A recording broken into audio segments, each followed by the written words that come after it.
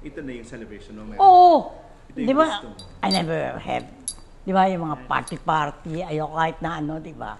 Kaya, the first time nga nagkaroon ako ng isang birthday party na medyo malaki, yung kay Rudy Fernandez eh.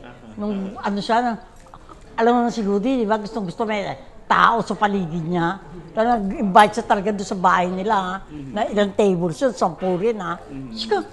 Kahit na yung member ng Actors Guild na hindi ko kilala, ando doon, no?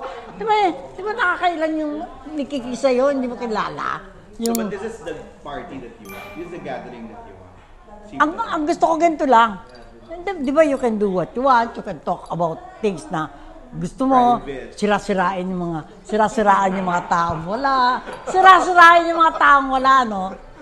No, but ayun, nakuha mo ba yung mga regalong gusto mo? Oo naman. Okay. Oo. Pero hindi ka tulad last year. Last year, mas malakas ang... Malaki yun eh. Kaya nga, di ba, yun nga ang ayaw ko. May mga taong hindi mo kakilala, alam mo si Gorgie, na sino-sino mga iniimbita. Diyos ko. Oo. Siya talagang taga-invite. Di ba? Siya taga-invite talaga. But if you are to give a word to your feeling, ano nararamdaman mo when turning 78? So thankful. Di ba? Actually, there was yung last year, na, di ba, kasi every Christmas nagpapakater ako eh, na papakain. Talagang hindi ako nagpakater dahil nga inisip ko, hindi na ako aabot ng Christmas. Yeah. Kaya mga August siguro yun, hindi na ako nagpakater dahil sabi ko hindi, kasi talagang napipili kong mahinang-mahina yung ano ko. Talagang hindi ako. Tapos ngayon, nakalagpas ako naman yung, ay, papakater na ako, mukhang buhay pa naman ako. Pero, naiisip mo pang magpa-stem cell ulit? Hindi na, tamaan na to. Naisip ko nga, lalo na, di ba, na-dead na lahat ng mga kasabay ko. Sabi ko, ano to, iba ng batch. Sila sabi, kayo, iba ng batch yun, no? Mga kabatch ko, no, mga Douglas, mga ano. Tapos iba ng bigla, di ba? Parang, sabi ko, ba't ako na lang natira? Oo. Tama si stem cell. Kaya nga. Eh kung si Enrile nga, 101. Nga. Kaya siguro nga, nakatulong nga yung stem cell. Or may mission ka pa, you think? Ayoko isipin lagi, Noel. Yung mission na sinasabi. Yeah. Kasi responsibility yun sa'yo eh. Pero may mission ka pang maging masaya. Yun, di ba? Basta I wake up in the morning, watch TV, Korean novela. Text all of us. Text all. Kaya nga, tapos yun, masaya na ako nun. Na natanggap mo ngayon. Buhay. No, hindi. Not only that, yung pagmamahal ng mga alaga ko.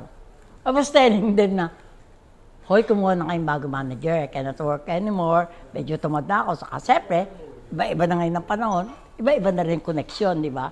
Yung mga dati mong kakilala, napalitan na ng ibang mga management, di ba? Ganon, no? Pero, hindi.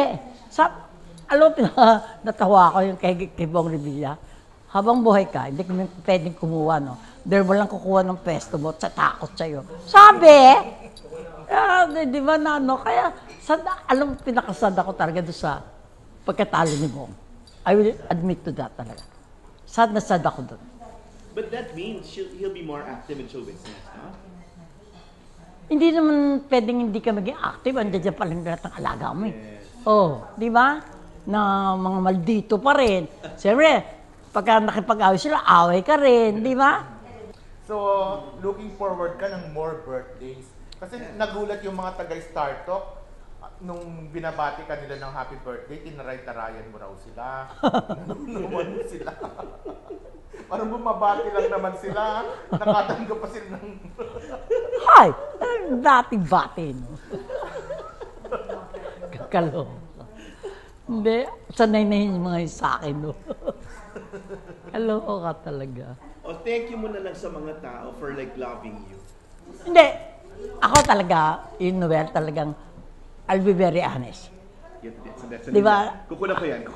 O, di ba? I'll be very honest. Alam mo, inisip ko talaga noon, finish na ako nung nag-scam ako eh.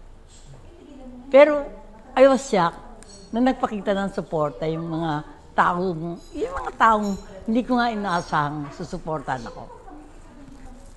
Sila talaga dahilan kung ba't hanggang ngayon dito pa ako. Di ba? Kasi, like, maiisip mo ba yung gagawa ng ganong kasalbahian? Makakalusot pa. Di ba?